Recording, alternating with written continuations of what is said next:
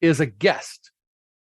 I've known this gentleman for several years, and I've worked with him on contests and other district events.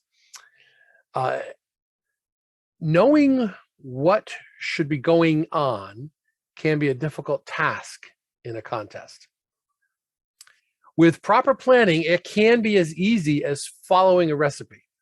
For over 10 years, Brian has been both a competitor and someone organizing club, area, division, and has helped with district level speech contests. Let Brian Bezenek reveal the recipe for an organized contest chair and their team for the day of the contest. Please welcome Brian Bezenek and his speech, What to Do After the Starter's Flag Goes Up. Brian. Good evening, everyone.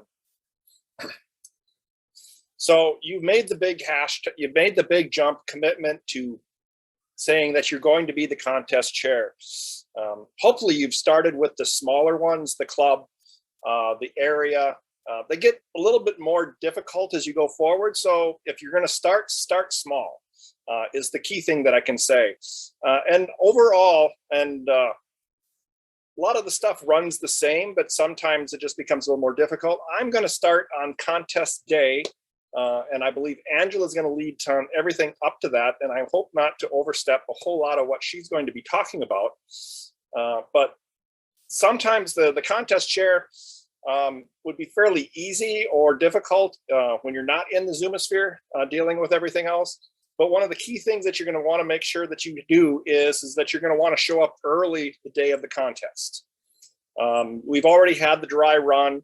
Hopefully you've had the majority of the people show up. You've gone through maybe a contestant briefing early or done the judges briefings early for the people that are there. So you only really need to hit the people that missed on the day of. But when they, you make your back channels with everything that you're dealing with. You coordinate with your Zoom master, you coordinate with your chief judge, and you coordinate with all the other people in the Toastmaster that you want to do there. Typically, a Zoom master will probably open up the room a good hour before the actual contest starts. All the big people will show up in that first 10 to 15 minute window. They'll get themselves organized. They'll figure out who's coming in, and then the Zoom master will be letting people in slowly during the meeting and shuffling people off on contest day to the individual rooms where they're going. If the contestants show up early, they get shuffled into the contest room. Judges get shuffled off into the judges room where they'll do all their particular briefings that they need to do. And when they're in there, if the speaking order hasn't already been set through the briefings, and there are set scripts that the Nerd Masters and District 32 have set on how to check boxes that you go through your recipe.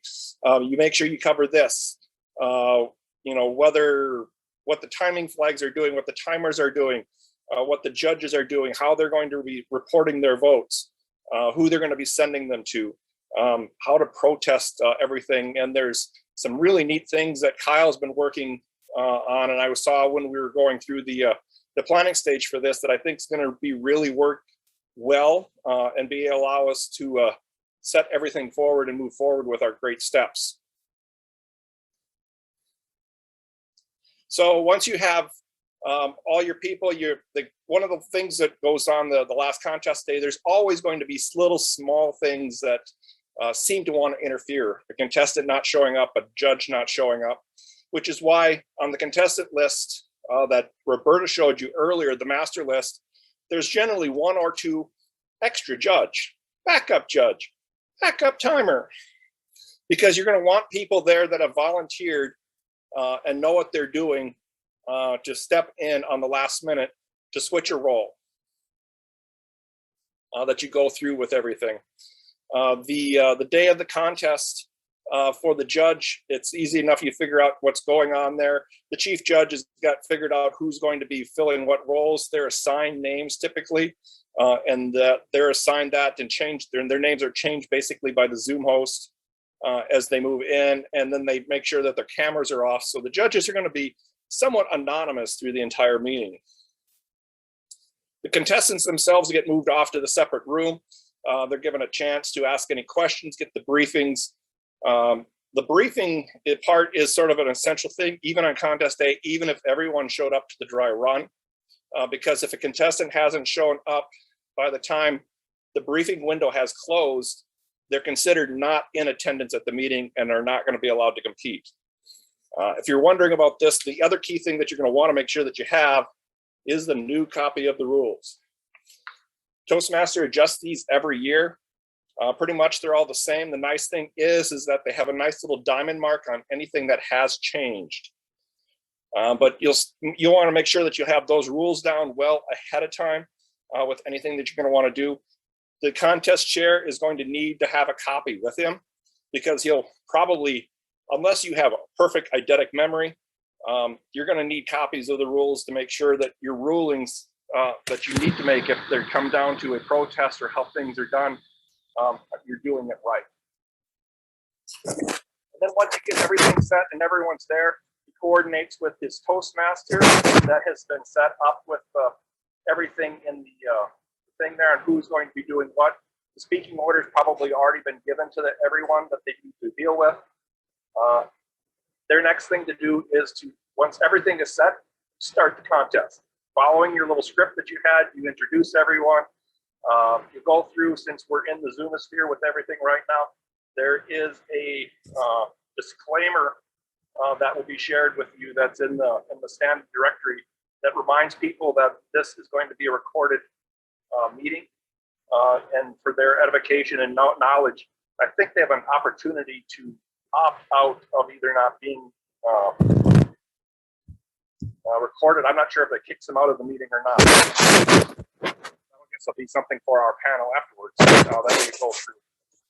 And then he hands everything off to the Toastmaster and just sort of stands back and observes. If there are any questions as you're moving forward with your going through things, people might be sending you chats, which is why all the contestants already through the back channels have an email for you. The only time that won't work is the evaluation contestants will not have a phone anywhere near them during their contest because that is a disqualification process. And am I being muted? Maybe I had something covering it. That is much better. It was bumping into something. I had my notes setting up on the screen so I could look right at my notes and right at my screen. Maybe I got to move it to the other side. Hopefully you guys understood what I was saying up to that point. Yes. Yeah, it was fine. It was just paper rattly a few times. Yeah. All right. So basically you go into and you start the meeting, you continue, or you start the contest, and then you sit back and you observe everything. Everything should flow smoothly because we're Toastmasters. We're going to do everything right. Everything's going to go smooth. Most of the time it does. I have yet to have a major problem in any contest that I've run. The only exciting thing is that you really got to worry about as the contest chair after the contest starts is whether there's going to be a protest or not. That is a limited situation. It's in the rules how to deal with it. Actually getting to sit through a protest on one contest is an interesting experience itself on how that is all done. And some of the other trainings that will be coming forward that I'll be conducting later this month will probably deal with a little bit of how the protest and how it looks on the other side as you move forward. Once everything is done and the contest is over, the judges have gotten their ballots. Their chief judge has figured out who's won with their ballot counters through the entire day. Then the chief judge will send the information, coordinate with the contest chair on who the winners are. They'll go through and take one of the little fancy spreadsheets that we have with the award plaques on there. You fill in the names, convert them to PDFs, but then you can use these as a display when you're announcing the winners.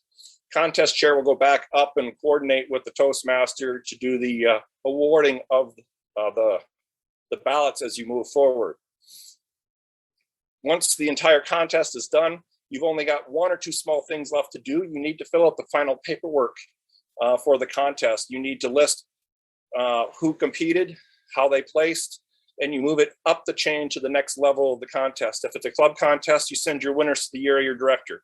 Your area director sends them to the division director, all the way up to the district contest, where it goes to who's already been elected or voluntold to be the chief judge and contest chair. Yes, Roberta, I'm seeing you point at me. Sometimes it doesn't help to answer your phone. Now, let me just say you that. But overall, the contest, you know, when you're running a contest and it runs smooth, it's great. And sometimes you can even have small little things, but it all happens on the backside. Everyone on the front side of the contest doesn't even see it. All they see is a smooth run contest. If you can follow the recipe of the scripts, the timelines, the pre-planning, if you have any questions, grab someone who's run the contest before, or say, I'm willing to be the do this next year if you'll help let me shadow you this year. You know, find someone that you want to work with. Reach out to the district, reach out to your leadership there and say, I want to help, but I'm not sure I can do it this year. I'd be willing to help. So that's what we're moving forward. In the future, we're also going to be looking at, especially in the Zoom world, creating a list of volunteers across the district. We started that last year towards the end. It became a little list so that a division can reach out and find list of judges from across the district that are willing to and capable of filling roles. So it makes it easier to find the people to fill your roles that you need to. So hopefully this has given you a little bit of an idea. The cake that you're following and baking with your recipe here will give you a nice, smooth, nice looking contest cake that everyone can have at their piece and have it or try it later. Back to you, Mr. Game Master. Game over.